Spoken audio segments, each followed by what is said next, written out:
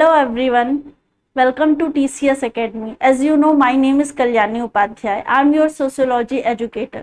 तो जैसे कि अब लास्ट 10 दिन बच गए हैं, लोग बहुत पैनिक कर रहे हैं, स्टूडेंट्स डर रहे हैं कि हमारा होगा कि नहीं होगा, बहुत ज़्यादा कंफ्यूजन क्रिएट हो रही है, उनके माइंड में बहुत सारे थिंकर्स ऐसे इवॉल्व हो रहे हैं, इधर से उधर घूम रहे हैं, फिगर आउट नहीं कर पा रहे हैं कि कैसे क्या स्ट्रेटेजी हमें अपनानी चाहिए ताकि हम 10 दिन में अच्छे से रिवाइज करके नेट का एग्जाम निकाल सकें, यूजीसी नेट जेआरएफ। तो इस कंफ्यूजन को दूर करने के लिए मैंने एक वीडियो बनाई है कि लास्ट 10 डेज हमें क्या अप्रोच फॉलो करनी चाहिए ताकि हम अच्छे से एग्जाम में परफॉर्म कर पाए बिना पैनिक हुए, और एक स्ट्रेटेजी रहेगी तो हम अच्छे से फिगर आउट कर पाएंगे कि हमें 10 दिन में कैसे कैसे क्या करना है, फर्स्ट डे पे क्या करना है, सेकेंड डे पे क्या करना है। ऐसे 10 डेज की मैं स्ट्रेटेजी बनाई हूँ, उसको आपके सामने रिप्रेजेंट कर रही हूँ, जिससे आपका जो माइंड में कंफ्यूजन क्रिएट हो गया है थिंकर्स को लेके, बुक्स को लेके, ऑथर्स को लेके, और जो आपने इतने दिन से 6 महीने मेहनत की है वो सब कहीं ना कहीं लैग कर रहा है। क्यों? क्योंकि आपने एक कंफ्यूजन क्रिएट कर लिया है। सबसे मेन तो बच्चे जब लास्ट मोमेंट आता है तो पैनिक कर जाते हैं, इस वजह से वो अपना बेस्ट नहीं दे पाते। तो ये सब प्रॉब्लम्स को सॉर्ट आउट करने के लिए ये वीडियो आप देखिए। चलिए स्टार्ट करते हैं। लास्ट 10 डेज स्ट्रेटेजी हम क्या बात करेंगे कि आखिरी के जो 10 दिन बच गए हैं इसमें अपना कैसे बेस्ट दें, क्या स्ट्रेटेजी हम फॉलो करें, कैसे रिवाइज करें, कैसे पीवाईक्यू सॉल्व करें, मॉक टेस्ट को कितना टाइम दें, हम कैसे हमसे जो गलतियां हो रही हैं उनको इम्प्रूव करें। सबसे मेन क्या होता है, हम अपनी गलतियों से ही सीखते हैं। ये कहावत हमारे पेरेंट्स कहते थे, हमारे ग्रैंड पेरेंट्स कहते थे कि हम अपनी गलतियों से ही सीखते हैं। तो कैसे हम मॉक टेस्ट में गलतियां कर करके अपने आप को इम्प्रूव कर सकते हैं, ये हम 10 दिन में से 10 दिन में कैसे इस पॉलिसी को, कैसे ये जो फॉर्मूला चलते आ रहा है कि गलती करेंगे फिर सीखेंगे, ये इम्प्लीमेंट करें। ठीक है, चलिए बात करते हैं। और इन आखिरी 10 दिन में हम अपना बेस्ट कैसे दें ताकि हमारा इस बार यूजीसी नेट जेआरएफ हो पाए। चलिए बात करते हैं ओवरऑल स्ट्रेटेजी की। एक ओवरव्यू मैं आपको बता देती हूँ कि कैसे कैसे आप अपना टाइम डिवाइड करिए। टाइम मैनेजमेंट अभी बहुत क्रूशियल है क्योंकि 10 दिन रह गए हैं, 10 दिन में 10 यूनिट्स प्लस पेपर 1 भी आपको पढ़ना है, मॉक सॉल्व करने हैं, पीवाईक्यूज देखने हैं, जो आपने शॉर्ट नोट्स बनाई है वो भी सब देखना है, फिर जो कंटेंट अवेलेबल है ऑनलाइन ऑफलाइन ये सब आप एक्सप्लोर करते हैं लास्ट मोमेंट। तो हम कैसे इफिशिएंटली टाइम मैनेज करें और अच्छा एग्जीक्यूट करें, चलिए देखते हैं। सबसे पहले तो जो डे 1 और 1-2 है, लास्ट 10 डेज में जो अभी के 1-2 दिन है, इसमें आप क्या करेंगे, हाई वेटेज यूनिट, जैसे कि मैंने पहले वीडियोस पे भी बताया है कि यूनिट फर्स्ट सेकेंड 3 4 ऐसे कुछ यूनिट्स है जिससे हमेशा बहुत सारे क्वेश्चन आते हैं। एग्जाम्पल ले लीजिए 26 थिंकर से, फिर उसके बाद रिसर्च मेथडोलॉजी से, देन आफ्टर उसके बेसिक कॉन्सेप्ट से बहुत सारे क्वेश्चन आते हैं। तो हमें ये यूनिट छोड़ के नहीं जाने। अब हम सारा टाइम इक्वल टाइम डिवोट नहीं कर सकते हर यूनिट को, ये बहुत हाई टाइम पीक टाइम है, इसमें हम सेलेक्टेड स्टडी करेंगे, सेलेक्टिव टॉपिक्स लेंगे, सेलेक्टेड यूनिट्स लेंगे, कुछ कुछ यूनिट्स में हम अपना बेस्ट देंगे। जैसे यूनिट फर्स्ट सेकंड 3 के ज्यादा क्वेश्चन आते हैं तो हम इस यूनिट पे ज्यादा फोकस करेंगे। हाई वेटेज, उनको हम क्या बोलेंगे, high weightage unit. High weightage unit में हम अपना मैक्सिमम टाइम डिवोट करेंगे ताकि इसके जो कॉन्सेप्ट्स हैं हम कंफ्यूज होके भूल ना जाए लास्ट मोमेंट में। ठीक है, हमारा गोल यही रहेगा कि जो 3 की यूनिट्स है, unit first that is about 26 thinker, unit second that is research methodology, और यूनिट थर्ड क्या है, बेसिक कॉन्सेप्ट्स, इसको हम एकदम मगअप कर पाए और इसमें कंफ्यूजन क्रिएट ना हो करे। क्योंकि अगर हम कंफ्यूज हो जाएंगे तो जो हमसे बनता भी है वो भी हम एग्जाम में भूल जाते हैं। तो ऐसा नहीं करना है हमें, लास्ट मोमेंट एक रस क्रिएट नहीं करना है माइंड पे। ठीक है, फिर डे 3 to 5 फिर जब फर्स्ट और सेकेंड डे में आप ये 3 यूनिट पे ज्यादा फोकस कर लेंगे तो डे 3 और 5 में आपको क्या करना है, 3 4 5 में थीमेटिक रिवीजन, टॉपिक उठाइए, टॉपिक वाइज पीवाईक्यू प्रैक्टिस करिए, क्योंकि उससे हमें एक आइडिया लग जाता है कि प्रीवियस ईयर क्वेश्चन, मतलब प्रीवियस ईयर में कैसे क्वेश्चन पूछे गए हैं और अब आने वाले क्वेश्चन के क्या चांसेस हो सकते हैं, क्या एक्सपेक्टेशन, क्योंकि उसी से प्रीवियस ईयर क्वेश्चन से ही हम अंदाजा लगा सकते हैं कि अब कैसे क्वेश्चन फ्रेम होंगे और हमारा क्या अप्रोच रहेगा उनको सॉल्व करने का। प्रैक्टिस, फिर हम पैटर्न एनालिसिस, वही कि जो प्रीवियस ईयर क्वेश्चन देखेंगे तो हमें पता चलेगा कैसे कैसे क्वेश्चन आते हैं और हमें क्या अप्रोच लेके चलना उनको सॉल्व करते टाइम। ठीक है, फिर जो हमारे 6 to 7 डेज रहेगा, जो 6th डे रहेगा और 7th डे रहेगा, उस पर हम क्या करेंगे, मीडियम वेटेज और शॉर्ट नोट। अब देख रहे हैं कि हम फर्स्ट सेकंड थर्ड यूनिट तो अच्छे से कर लिए, रिवीजन कर लिए, उसके PYQ सॉल्व कर लिए, उससे रिलेटेड क्वेश्चन देख लिए, अब उसमें हमारे माइंड में कोई कंफ्यूजन नहीं है, वो तीनों यूनिट्स हमारी अच्छे से क्लियर हो चुके हैं। तो उस 6 to 7 डे में हम क्या करेंगे कि जो बची हुई यूनिट्स है, जैसे environment, society, state politics and development, family marriage, kinship, ये सब में, साइंस टेक्नोलॉजी, ये सब में हम फोकस करेंगे। ये जो यूनिट्स बची हुई यूनिट्स है, इनमें देख लेंगे कि जो मेजर थिंकर्स क्या है, उनके कॉन्सेप्ट क्या है, लॉस क्या है और कैसे क्वेश्चन आए गए हैं। Cover keys concept plus thinkers, इनके थिंकर से अगर क्वेश्चन आए तो हम सॉल्व कर पाए। इनसे रिलेटेड जैसे डोमेस्टिक वायलेंस एक्ट कब आया था, डाउरी प्रिवेंशन एक्ट कब आता है, सती प्रथा कब अबॉलिश हुई थी, चाइल्ड मैरिज एक्ट कब रिस्ट्रेन हुआ था, ये सब क्वेश्चन में लगभग क्रोनोलॉजी इस समय आ रही है पास्ट ईयर्स के ट्रेंड में देखे तो हम 6 to 7 डेज में ये कवर करेंगे। ठीक है, 8th डे हमें क्या करना है, मॉक टेस्ट देना है। 8th डे हमें क्या करना है, मॉक टेस्ट देना है। एक आप 100 क्वेश्चन का सेट निकालिए, उस क्वेश्चन को सॉल्व करिए। सॉल्व करते समय आपको खुद पता चलेगा कि आपकी क्या गलती है। अगर आपसे गलती हो जाती है, आपके मार्क्स कम आते हैं, इट डजेंट मैटर। आप ये मत सोच के चलिए मुझे फुल स्कोर करना है, या फिर अगर मेरे कम मार्क्स आ रहे हैं तो मैं एग्जाम में नहीं बैठूंगा, मैं आगे एग्जाम में अपीयर नहीं करूंगा। ये बहुत गलत अप्रोच है। आप मॉक टेस्ट सॉल्व क्यों करते हैं, ताकि आप अपनी गलतियां देख पाए, आपकी क्या गलतियां हैं, ताकि आप उसको उन कॉन्सेप्ट में इम्प्रूव करें, रिवाइज करें, ताकि अगर वो क्वेश्चन मेन एग्जाम में आ जाए जो 29th को है तो उसमें कोई गलती ना हो। ठीक है,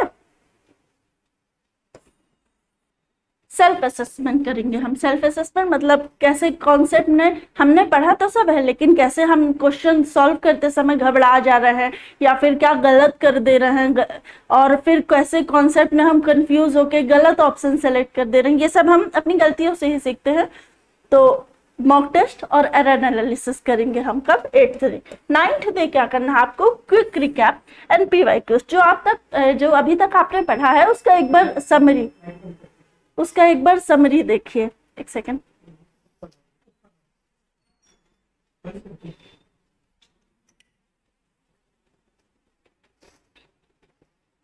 सॉरी। तो 9th डे आपको क्या करना है कि जो आपने इतने दिन तक पढ़ाई की है उसका एक रिवीजन देख लीजिए, उसका क्विक रिवीजन टाइप से क्विकली रिवाइज करने की कोशिश करिए कि उनको हम कैसे जल्दी रिवाइज कर सकते हैं, उसमें कोई गलतियां ना हो, या फिर उसका जो हम पढ़े हुए हैं उसमें क्या क्या कंफ्यूजन्स आ रहे हैं, क्या क्या टॉपिक हम भूल रहे हैं, ये सब एक बार एनालाइज कर लीजिए। देन फिर PYQs पे एकदम कमांड बना के रखिए, ताकि PYQs में जो मतलब प्रीवियस ईयर्स में जो क्वेश्चन आए हुए हैं, अगर वो उनमें से एक दो टॉपिक्स भी या फिर उससे रिलेटेड कुछ टर्म्स रिपीट हो रहे हैं तो उनमें हमसे गलतियां ना हो। देन फाइनली 10th डे आपको क्या करना है, final revision plus mind maps. 10th day क्या करेंगे आप, फाइनल रिवीजन करेंगे कि क्या क्या मतलब अब क्या बचा है, क्या छोड़े थे हम कि लास्ट मोमेंट में पढ़ेंगे, जो आपको टफ लग रहा है। जैसे मुझे क्या टफ लगता है, मुझे बुक्स और ऑथर्स में बहुत प्रॉब्लम्स होती है, मतलब बुक्स और ऑथर पढ़ने में, रटने में और ये सब में मुझे बहुत प्रॉब्लम फेस करनी पड़ी थी। तो मैं बुक्स और ऑथर्स को लास्ट डे के लिए बचा के रखी थी कि मतलब पढ़ लूंगी, याद तो रहता है, ये डेली पढ़ती थी मॉर्निंग में मैं, लेकिन लास्ट मोमेंट में उसके रिवीजन के लिए मैं टाइम बचा के रखती हूँ, ताकि लास्ट मोमेंट में जो भी कंफ्यूजन क्रिएट हो वो मैं दूर कर पाऊँ और उनमें गलती ना हो।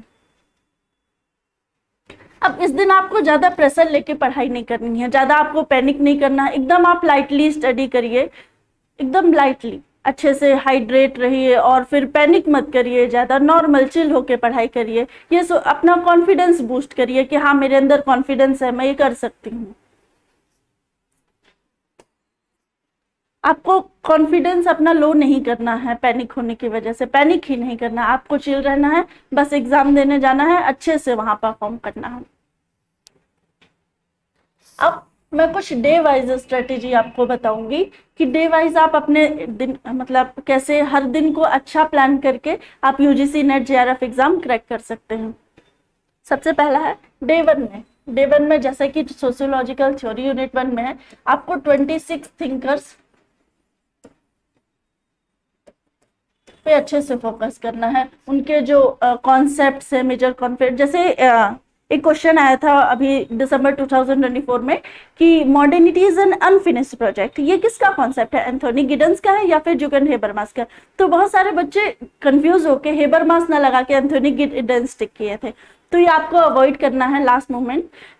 जब आप फर्स्ट डे पे क्या करेंगे, 26 थिंकर के कॉन्सेप्ट्स पढ़ेंगे कि उन्होंने क्या कॉन्सेप्ट प्रोपाउंड किया था और कौन से थिंकर किस थ्योरी के साथ रिलेट करते हैं। इसके लिए आप क्या कर सकते हैं, शॉर्ट नोट्स बना सकते हैं, समरी टेबल्स, समरी के थ्रू, शॉर्ट नोट्स के थ्रू आप ये इजीली रिवाइज कर पाएंगे। अगर आपको कोई भी थिंकर में प्रॉब्लम हो रही है तो आप इग्नू पीडीएफ्स को रेफर कर सकते हैं। जैसे अगर आपको जीएच मीट नहीं समझ आ रहा है तो जीएच मीट को डालिए, ई ज्ञान कोश, जीएच मीट लिख के गूगल पे ई ज्ञान कोश डालेंगे तो आपको ई ज्ञान कोश का वेबसाइट खुल जाएगा, उस पर आप इजिली इग्नू का मटेरियल डाउनलोड कर पाएंगे। ठीक है, उसके बाद अगर आपको फिर भी कोई प्रॉब्लम आ रही है तो कोई भी शॉर्ट वीडियो देख सकते हैं यूट्यूब पे, किसी भी कॉन्सेप्ट, जैसे कुछ नहीं समझ आ रहा है हम एग्जांपल लेते हैं हेबरमास का कॉलोनाइजेशन ऑफ लाइफ वर्ल्ड, वो टॉपिक मुझे बिल्कुल नहीं समझ आ रहा है, मैं उसमें बहुत कंफ्यूज हो रही हूँ। तो हम क्या करेंगे लास्ट मोमेंट में, एक 1 आवर मैराथन वगैरह या फिर 30 मिनट्स वीडियो देख के उसको कवर कर लेंगे। उससे जब 26 थिंकर हम अच्छे से पढ़ लेंगे तो उससे रिलेटेड हम क्या करेंगे, पीवाईक्यू और एमसीक्यू सॉल्व करेंगे। ये डे 1 का बता रही हूँ मैं। और फोकस करेंगे कि फंक्शनलिज्म, जैसे फॉर एग्जांपल फंक्शनलिज्म के थिंकर कौन कौन से हैं, फंक्शनलिज्म में कौन कौन से थिंकर आते हैं, एनोमी का कॉन्सेप्ट किसने दिया था, आइडियोलॉजी और यूटोपिया की बात कौन करता है, और ओरिएंटलिज्म ऑक्सीडेंटलिज्म की बात कौन करता है। ठीक है, इतना क्लियर हुआ। फिर डे 2 में आप क्या करेंगे, रिसर्च मेथडोलॉजी। आपको तो पता है यूनिट 2 भी अच्छा खासा वेटेज गेन करता है, मतलब कंटेन करता है। यूनिट 2 से भी बहुत मैक्सिमम क्वेश्चन आते हैं और कुछ रिपीटेड टॉपिक्स आते हैं, जैसे sampling, probability sampling, non probability sampling, ऐसे क्वेश्चन आते ही रहते हैं। ट्रायंगुलेशन से क्वेश्चन आते हैं। फिर ये जो टाइप्स ऑफ रिसर्च है, एक्सप्लोरेटरी रिसर्च, एक्सपेरिमेंटल रिसर्च, ये सबसे भी हाई चांसेस है कि क्वेश्चन बनते हैं। तो इन सबको अच्छे से रिवाइज कर सकते हैं। क्वेश्चनियर को कैसे फ्रेम करना चाहिए, फ्रेम किया जाए, कैरेक्टरिस्टिक्स क्या होते हैं, एथिक्स क्या होता है, ये सब देखना होता है। सैम्पलिंग, रिलायबिलिटी क्या होता है, वेरिएबल्स, वैलिडिटी क्या होता है, क्वालिटेटिव और क्वांटिटेटिव में एक बार आप डिफरेंस देख के जाइएगा। ऑब्जेक्टिव क्या होता है, सब्जेक्टिव क्या होता है, इंडक्टिव, डिडक्टिव, ये मेथड्स क्या होते हैं, ये सब आप देख के जाइए। ठीक है, फिर इसके लिए आप इग्नू से हेल्प ले सकते हैं, या फिर कोई सिमिलर कंटेंट जैसे ईपीजी पाठशाला से आप हेल्प ले सकते हैं। ईपीजी पाठशाला में इससे रिलेटेड बहुत कंटेंट प्रेजेंट है। फिर इससे रिलेटेड भी एमसीक्यू सॉल्व करने पड़ेंगे आपको। पास्ट पेपर सॉल्व करेंगे तो आपको आइडिया लग जाएगा कि कैसे कैसे क्वेश्चन आए हैं, सैम्पलिंग से कैसे क्वेश्चन आए हैं, फिर जैसे रिलायबिलिटी से कैसे क्वेश्चन आए हैं, वैलिडिटी से कैसे क्वेश्चन आए। इससे आपको ये आइडिया लगेगा कि क्या पढ़ना है और क्या छोड़ना है, क्योंकि अभी सबसे ज्यादा क्रूशियल टाइम है। इस टाइम में आपको ये एनालाइज करना बहुत जरूरी है कि क्या छोड़ना है, क्योंकि पढ़ने के लिए तो बहुत सारा है, आपको ये ध्यान में रखना होगा कि क्या छोड़ना है मुझे और कैसे मुझे अच्छा परफॉर्म करना है। हाईलाइट कंफ्यूजिंग टर्म्स, जिस टर्म्स में आप कंफ्यूज हो रहे हैं, जैसे इंडक्टिव, डिडक्टिव में लोग कंफ्यूज हो जाते हैं कि कौन सा जनरल टू स्पेसिफिक होता है, कौन सा स्पेसिफिक टू जनरल होता है, तो ऐसे टर्म्स को आप रिवाइज करिए। ट्रायंगुलेशन, स्नोबॉल, हाँ, सैम्पलिंग के टाइप्स में भी लोग कंफ्यूज होते हैं कि प्रोबेबिलिटी के कौन से टाइप्स है और नॉन प्रोबेबिलिटी सैम्पलिंग के कौन से टाइप है, तो ये सब आप एक बार देख लीजिएगा। ये डे 2 की स्ट्रेटेजी है। अब डे 3 में क्या करना है, Indian society plus static GK. इस आप देख रहे होंगे 2-3 पेपर से कि स्टैटिक जीके से बहुत सारे क्वेश्चन बन रहे हैं, जैसे क्रोनोलॉजी बेस्ड, लॉज, और फिर कौन सा एक्ट कब आया था, इवन कुछ ईयर्स, कुछ जजमेंट्स वगैरह से भी क्वेश्चन आए थे, सुप्रीम कोर्ट के जजमेंट से, वुमेन से रिलेटेड, उससे भी क्वेश्चन बन रहे हैं। तो स्टैटिक जीके भी हमें ऐसे इग्नोर नहीं कर सकते, स्टैटिक जीके को भी हमें रिवाइज करना होगा, देखना पड़ेगा। इंडियन सोसाइटी इसमें बहुत सारे टॉपिक्स है जैसे caste, class, tribe, gender, social mobility, Mandal commission, SC STs OBCs के लिए कब कौन सा कमीशन बना, इनको रिजर्वेशन कैसे मिलता है, और फिर 73rd कॉन्स्टिट्यूशनल अमेंडमेंट एक्ट, ये सब आप अच्छे से पढ़ के जाइए। ट्राइब्स, कौन से थिंकर की कौन से ट्राइब्स पे स्टडी है, जैसे SC दुबे की कमार्स पे स्टडी है। फिर इनकी समरी टेबल्स आप देख सकते हैं कि कौन से आर्टिकल्स में क्या है। आर्टिकल 17 अनटचेबिलिटी की बात करता है, फिर आर्टिकल 14 क्या है, आर्टिकल 15 क्या है, आर्टिकल 16 कौन से आर्टिकल के तहत हमें राइट टू एजुकेशन मिलता है, ये सब देख लीजिएगा। संस्कृताइजेशन को कॉन्सेप्ट किसने दिया है, अर्बन सोसाइटी पे किसका काम है, रूरल सोसाइटी पे किसका काम है। फिर व्हाट्स, अगर आप कंफ्यूज हो रहे हैं अभी भी तो इसके लिए आप शॉर्ट वीडियोस देख सकते हैं, या फिर आपके पास कुछ PDFs अवेलेबल है वो फॉलो कर सकते हैं। PYQs आपको हर यूनिट के लिए सॉल्व करनी है, क्योंकि PYQs से ही आप अपना कमांड बना सकते हैं सब्जेक्ट पे, और पैटर्न एनालिसिस कर सकते हैं। एजर्शन रीजनिंग भी अभी 2-3 पेपर से नहीं आ रहा है, क्योंकि क्रोनोलॉजी और मैच द कॉलम क्वेश्चन आ रहा है, लेकिन हम एजर्शन रीजनिंग को भी ऐसे इग्नोर नहीं कर सकते, उसको भी हमें कंसीडर करना ही पड़ेगा। शायद इस बार पूछ ले। अब डे 4 में concept development, concept plus development, इसमें क्या करेंगे आप, यूनिट 3 और 8 को अच्छे से पढ़ेंगे। यूनिट 3 में क्या क्या है, जैसे फैमिली, किनशिप, डिसेंट के थ्रू, और फिर क्या क्या टाइप की फैमिली होती हैं, कितने टाइप की फैमिली होती है, न्यूक्लियर फैमिली को देख लीजिएगा, जॉइंट फैमिली को देख लीजिएगा, फिर ये फैमिली के क्या कैरेक्टरिस्टिक्स बताए गए हैं ये थोड़ा देख लीजिएगा। सोशलाइजेशन प्रोसेस क्या होती है, सोशलाइजेशन में किसकी किसकी थ्योरी है, मीड की, फूले की, और फिर सिगमंड फ्रॉइड की, ठीक है।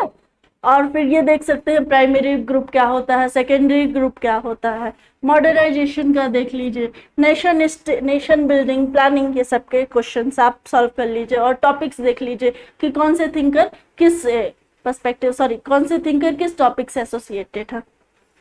माइंड मैप्स बनाइए फॉर ईच कॉन्सेप्ट, इनके लिए आप क्या बनाएंगे, माइंड मैप, कि कैसे मुझे क्या करना है, और फिर माइंड मैप रहेगा तो आप इजिली रिवाइज कर पाएंगे।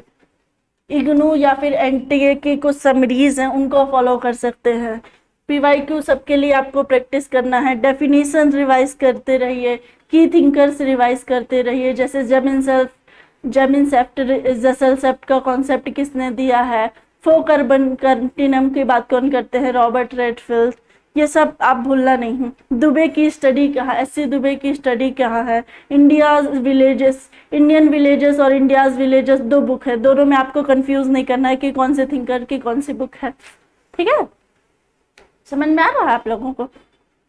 फिर डे 5 अर्बन रूरल और पॉलिटिक्स एंड, डे 5 में क्या करेंगे आप, अर्बन रूरल जो बुक है, यूनिट 4 है अर्बन रूरल ट्रांसफॉर्मेशन, और मूवमेंट्स हैं वो सबको पढ़ के जाएंगे, जैसे पंचायती राज वाले, urban planning, civil society, peasant and Dalit movement, ये सब आप क्या करेंगे, डे 5 में कवर करेंगे कि कौन कौन से मूवमेंट है, कौन कौन से मूवमेंट कहाँ हो रहे हैं, हुए थे, कहाँ हो रहे हैं, अभी कौन से टाइप के मूवमेंट हो सकते हैं, फेमिनिस्ट थिंकर कौन सी हैं, और फेमिनिस्ट मूवमेंट क्या क्या हुए, सोशियो रिलीजियस रिफॉर्म मूवमेंट क्या हुए, जैसे एंटी ग्लोबलाइजेशन मूवमेंट क्या हुआ, कुछ इससे रिलेटेड पर्सनैलिटीज है, जैसे मेधा पाटकर का नर्मदा बचाओ आंदोलन है, नावदान्या मूवमेंट वंदना शिवे का है, ऐसे आप देख सकते हैं। ये आप किस दिन करेंगे, डे 5 पे। समरी देख लीजिए शॉर्ट में, टाइमलाइन याद करिए सोशल मूवमेंट की कि कौन सा मूवमेंट किस ईयर पे हुआ था, क्योंकि क्रोनोलॉजी बेस्ड क्वेश्चन बहुत आ रहा है इस समय पे, प्रीवियस ईयर क्वेश्चन पे ध्यान देते रहिए। फैक्चुअल डाटा भी आपको मगअप करने की जरूरत है। फिर डे 6 में आपको क्या करना है, ग्लोबलाइजेशन प्लस अप्लाइड सोशियोलॉजी की ITs, मतलब जब से ICT आया है तो सोशियोलॉजी कैसे इम्पैक्ट हुई है, सोसाइटी में कैसे चेंजेस आए हैं, क्या क्या लॉज बने हैं, साइबर लॉज, IT से रिलेटेड लॉज, साइबर क्राइम के बारे में थोड़ा देख लीजिएगा, वुमेन्स का कैसे हरेसमेंट हो रहा है ऑनलाइन, ये सब थोड़ा टॉपिक आप देख के जाइएगा, क्योंकि इससे हाई चांसेस है कि क्रोनोलॉजी बेस्ड क्वेश्चन आए या फिर स्टैटिक जी के या फिर एक्ट से क्वेश्चन बन जाए। इसमें क्या आता है, कल्चरल लैग का कॉन्सेप्ट किसने दिया है, ग्लोबलाइजेशन का कॉन्सेप्ट किसने दिया है, sociology of health, environment, IT, ये सब पढ़ के जाइए। ग्लोबलाइजेशन रोलैंड रॉबर्टसन का कॉन्सेप्ट है। फिर ग्लोबलाइजेशन, इनमें जॉर्ज रिचर का क्या काम है। फिर ग्लोबल कल्चरल फ्लो पे वो बात करते हैं हमारे अर्जुन अप्पादुराई, इन्होंने कॉन्सेप्ट दिया था ग्लोबल कल्चरल फ्लो के लिए, कुछ पैरामीटर्स दिए थे, EMTFI, that is ethnoscapes, mediascapes,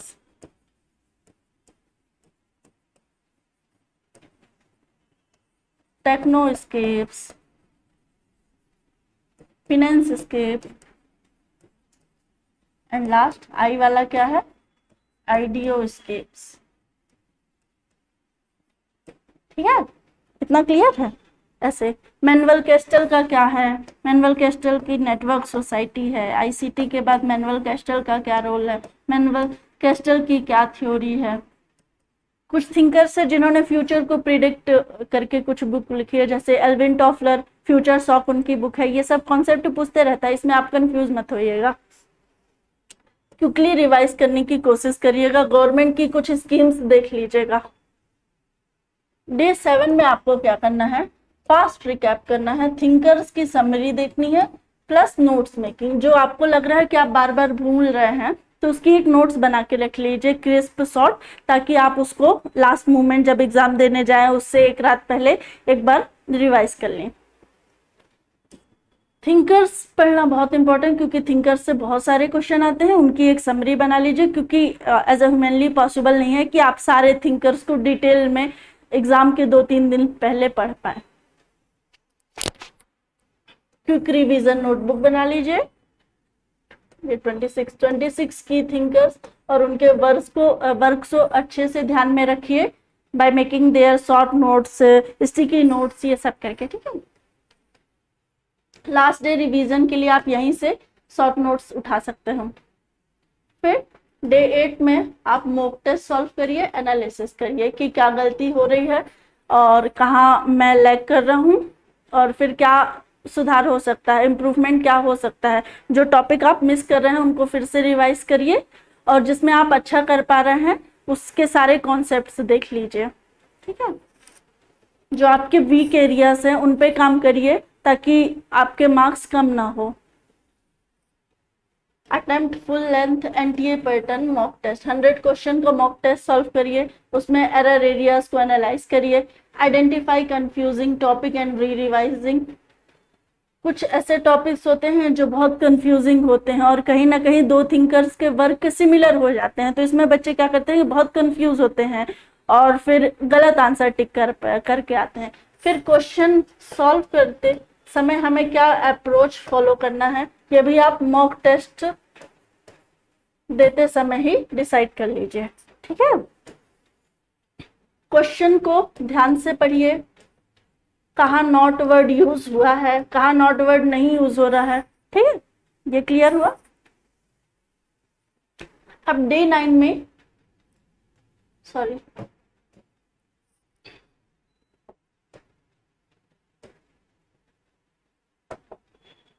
day 9 में आपको PYQ के मैराथन्स देखने हैं तो देख लीजिए, PYQs पे ही कमेंट बनाइए ताकि आप बेटर करें। PYQ से ही पैटर्न का पता चलता है और इससे पता चल जाता है कि हमारी कितनी तैयारी है, क्योंकि थ्योरी में तो हम पढ़ लेते हैं लेकिन जब हम PYQ सॉल्व करने लग जाते हैं तब हमें पता चलता है कि कौन सा कॉन्सेप्ट हम रिटेन कर पा रहे हैं और कौन सा नहीं कर पा रहे हैं।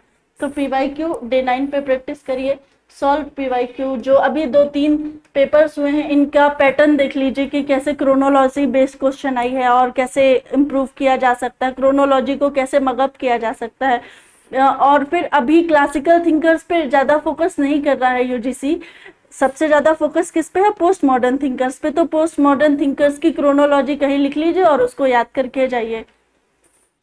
फिर focus on assertion reasoning, match the following and tricky conceptual ones. जो ट्रिकी क्वेश्चंस आते हैं, जो आपको कंफ्यूज करते हैं, उन पे फोकस करिए। फिर match the following. Assertion reasoning तो 2-3 पेपर से मैंने देखा नहीं है, एजर्शन रीजनिंग पहले आते थे, शायद इस बार भी आ जाए, लेकिन अभी जो 2-3 पेपर्स में क्रोनोलॉजी आई है, तो क्रोनोलॉजी आपको मगअप करना ही पड़ेगा, इसके लिए कोई ट्रिक नहीं है। लास्ट 10th डे में आपको क्या करना है, माइंड मैप्स बनाने हैं, अफर्मेशन एंड रिवीजन। सिर्फ रिवीजन करना है और इतना ज्यादा भी रिवाइज नहीं करना है कि आप पैनिक हो जाएं, कंफ्यूज हो जाएं और डर जाएं, आपकी तबीयत बिगड़ जाए। कामनेस के साथ आपको अच्छे से प्रिपेयर करना है। रिवाइज जितना कर पा रहे हैं उतना ही करिए, ज्यादा एक्स्ट्रा रिवीजन नहीं करना है, ताकि आप अगले दिन अच्छा परफॉर्म कर पाए। Revise mind maps and flash cards. Don't read anything new. अब ये लास्ट मोमेंट चल रहा है, तो नया पढ़ने का कोई स्कोप ही नहीं है। आप नया पढ़ के और कंफ्यूजन ही क्रिएट करेंगे, तो आप जो पहले से पढ़ चुके हैं उस पे ही स्टिक ऑन रहिए और उसे उन्हीं पे ऐसा करिए कि क्वेश्चन गलत ना हो, ठीक है। अब stay calm, practice breathing exercise. अगर आप ज्यादा पैनिक कर रहे हैं तो लंबी लंबी सांस लीजिए, रिलैक्स फील करिए, सब अच्छा होगा। Bonus tips, use highlighting for concept you tend to forget. जो आप भूल रहे हैं उनको हाईलाइट करके या तो शॉर्ट नोट्स बना लीजिए या फिर कहीं हाईलाइट कर दीजिए, किसी भी नोट्स या जो आप पहले से बनाए हुए उनमें हाईलाइट कर दीजिए, या शॉर्ट नोट बना के आप जहाँ सोते हैं या फिर कहीं भी अपने रूम पे पेस्ट कर लीजिए। Previous year trend, previous year question solve करना बहुत ही मस्ट है, क्योंकि आपको इससे 60 to 70 क्वेश्चन ऐसे पता चल जाएंगे कि थ्योरी और उनसे कॉन्सेप्ट क्या है, इससे ये पता चल जाएगा और कैसे क्वेश्चन किस कॉन्सेप्ट पे आते हैं। जैसे प्रीवियस ईयर क्वेश्चन से लगाने से आपको पता चल जाएगा कि क्रोनोलॉजी कैसे आती है, थिंकर्स को कैसे मैच करना होता है उनके वर्क से, एलिमिनेशन मेथड हम कैसे अडॉप्ट कर सकते हैं अगर हमें कोई क्वेश्चन नहीं बन रहा है तो। Revise all definitions and distinction. सारे डेफिनेशन को अच्छे से अब रिवाइज कर लीजिए, क्योंकि कई कई बार क्वेश्चन आता है कि आपको डेफिनेशन से बताना पड़ता है कि ये डेफिनेशन किस थिंकर ने दी है, ठीक है। Revise PYQs daily at night, 10 to 15 question for familiarity. आपको क्वेश्चन से फैमिलियरिटी रहे, इसलिए PYQs अच्छे से रिवाइज करिए। 10 to 15 मिनट्स हर दिन PYQs को रिवाइज करने में दीजिए। And the last, thank you, all is well, सब अच्छा ही होगा। तो आप अच्छे से तैयारी करते रहिए, कुछ पैनिक करने की कोई ज़रूरत नहीं है, क्योंकि आपका सबका एग्जाम अच्छा होगा और आप जल्दी से नेट JRF क्रैक ही कर लेंगे। And all the very best for your future and for your exam. Thank you.